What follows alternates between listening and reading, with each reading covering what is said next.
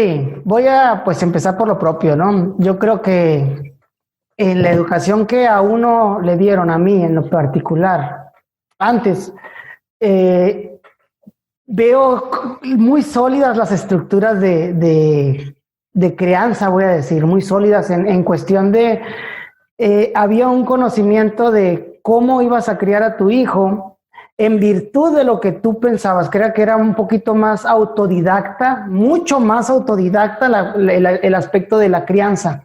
Y por ello se cometían ciertos errores. Me voy a ir a generaciones, ¿no? Voy a irme atrás, a nuestros padres. Probablemente, si somos de la mayoría de este país, porque eso es lo general, a nuestros padres los criaron vamos a decirlo, en cuestión de dinero y de crianza, en pobreza, ¿sí? En pobreza, ¿a qué me refiero? A que era muchísimo más difícil ver que tuvieran ciertas cosas que nosotros ya consideramos normales en nuestro tiempo, ¿no?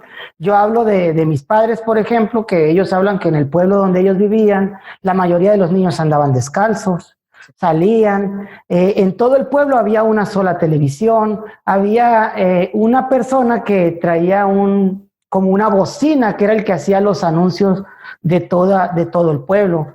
Entonces, en realidad había mucha carencia, es la palabra, ¿no?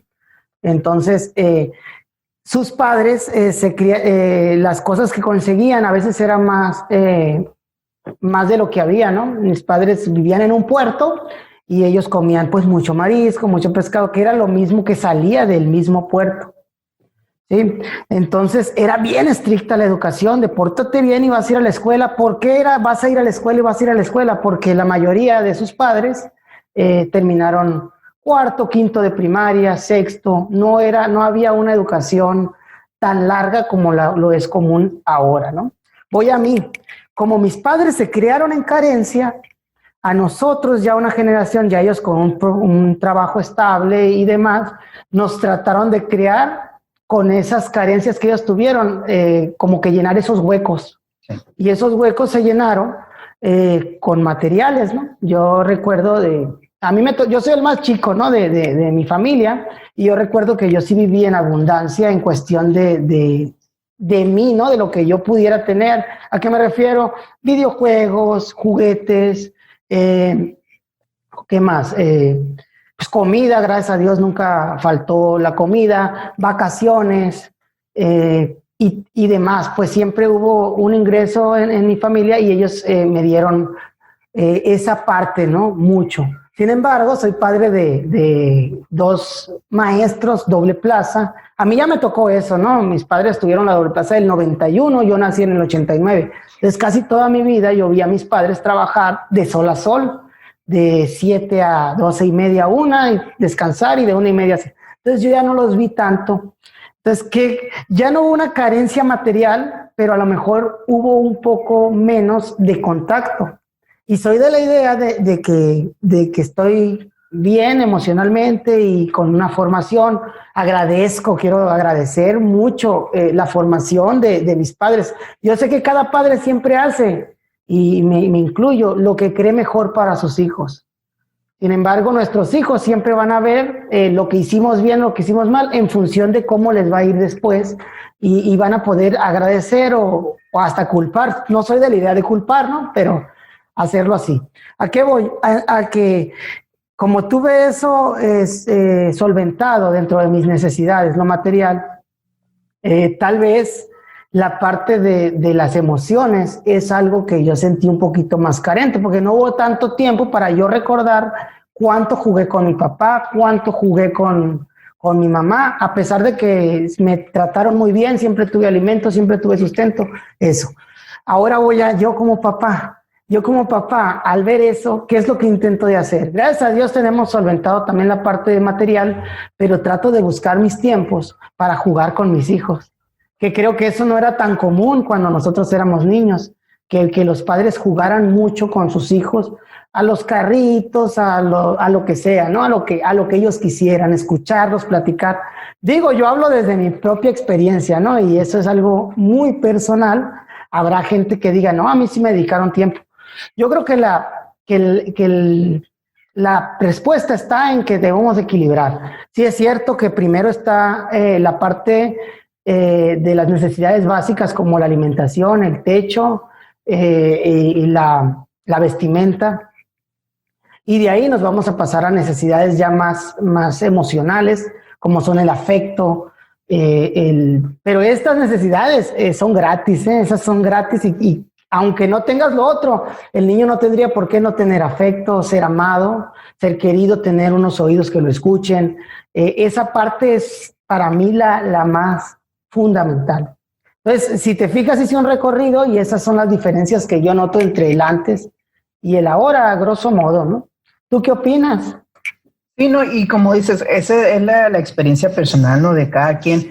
Yo siento así un poquito más en forma general que por la misma forma en que estaban estructuradas las familias anteriormente y por las mismas cuestiones sociales, económicas y todo, era más fácil que antes el papá estuviera trabajando y la mamá estuviera en casa. Entonces había más tiempo para dedicarse a los hijos. De igual manera, como es cierto, había una cultura de solventar esas carencias, porque decías, pues tus papás vivieron en carencias. Me acuerdo, mi mamá contaba una historia. Mi mamá vivió en un pueblito, nació en un pueblito donde ni siquiera estaba en el mapa, y que le decían que ya mándales un saludo para que se vayan ubicando al pueblito. No, y me acuerdo mucho que ella contaba cuando en Navidad que le decían que Santa Claus llegaba en burro y que para eso tenían que barrer bien pues el terrenito y todo eso, y que todos los años le decían que Santa Claus no llegó porque no barrieron bien. O sea, ese tipo de historias pues bien tristes. Sí, pues tristes por la carencia. O sea, detallitos así, obviamente, pues sus papás hacían lo que podían dentro de los medios, pero me acuerdo mucho de esa historia. Y como dices, muchas familias vivieron en esa carencia y al tener hijos y a lo mejor al superarse, quisieron solventarlas de muchas maneras, pues principalmente por manera económica, pero también eso nos lleva, y eso seríamos nosotros como papás, en muchos casos a creernos merecedores. Entonces, el hecho de solventar una carencia, bueno, me estás dando todo, sin yo hacer nada, porque tú me dices que soy lo más importante, sí, pero o sea, para ti, papá, pero me siento lo más importante del mundo y siento que todos me tienen que servir, todo me lo merezco, ha generado, no nomás en los niños de ahora, sino en nosotros, en muchos de nosotros o generaciones un poquito anteriores a nosotras, posteriores a nosotras, esa parte de merecimiento. Yo siento que todo me lo merezco, yo siento que todo es para mí. Y ahora, como papás, ¿qué estamos viendo? Estamos viendo que los papás de los niños de ahora son producto de esas generaciones de padres anteriores. Entonces, ¿qué pasa ahorita? La situación económica ha cambiado mucho. Ya no es, si bien antes no se vivía en abundancia, pero se tenía para lo básico, las situaciones económicas y sociales son un poquito más difíciles ahora. Eso contando aparte lo de la pandemia, ¿no?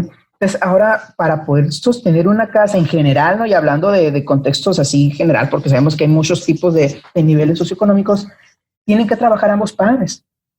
Y son trabajos en la mayoría donde son de 8 horas, donde son de 6 días a la semana, donde ahora quien cuida al niño no es el papá, no es la mamá, es la abuela. En la mayoría de los casos, es a la abuela o el abuelo, no, sino es que se le paga a alguien, o sea, cuando el papá no lo puede cuidar, o una tía o algo. Entonces, esto también tiene muchas otras cuestiones dentro de ella o intrínsecas, como que si ya no veo al papá, ya no veo a la mamá, mi autoridad es la abuela, o es el abuelo, o es la tía, o es el tío, o es quien me cuide. Entonces, yo como papá, yo quiero solventar ese tiempo ya no con disciplina. O sea, no quiero llegar y que no me vea todo el día y ser el ogro. Quiero llegar y vamos a decir, tratar de disfrutar a los niños.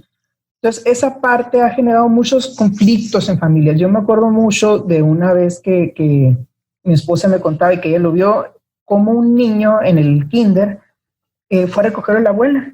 Y el niño enojado con la abuela le dijo un montón de cosas y le tiró una cachetada. El niño a la abuela. Ah, caray. Y la abuela, o sea, nada no hizo. Y mi esposa, no, obviamente, o sea, cualquiera que vemos eso nos daría mucho coraje. Pues claro. Entonces vemos que los niños en todos, no se trata de eso, sino no de manera general, pero en algunos niños no hay una identidad respecto a la autoridad. Por cuestiones un poquito lógicas, o hasta que ya sabemos que hay abuelos que suelen consentir más que los papás, ¿no? Por la edad, por muchas otras cosas. Es que los abuelos no son los responsables de nuestros No, claro que no son los responsables, pero el abuelo es abuelo y es consentidor por excelencia, ¿no?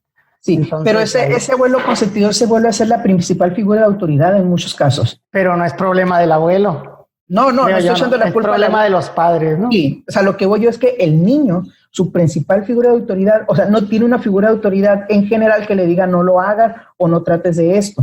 Y los papás están tan cansados en muchas ocasiones que llegan que ya el tiempo que dedican a lo mejor lo quieren dedicar a jugar, lo quieren dedicar a hacer algo para ellos, lo quieren dedicar a hacerle comida a los niños. Entonces, esa parte ya no hay una paternidad de tanto tiempo o una maternidad de tanto tiempo. Entonces, eso afecta mucho. Y no se trata de decir que los padres de ahora eran buenos y los padres simplemente son las condiciones en las que estamos viviendo. Y ojo, influyen mucho los factores socioeconómicos, porque habrá papás que no tienen necesidad de salir a trabajar todo eso y le pueden dedicar todo el tiempo a los niños. Pero habrá papás que no tengan esa oportunidad.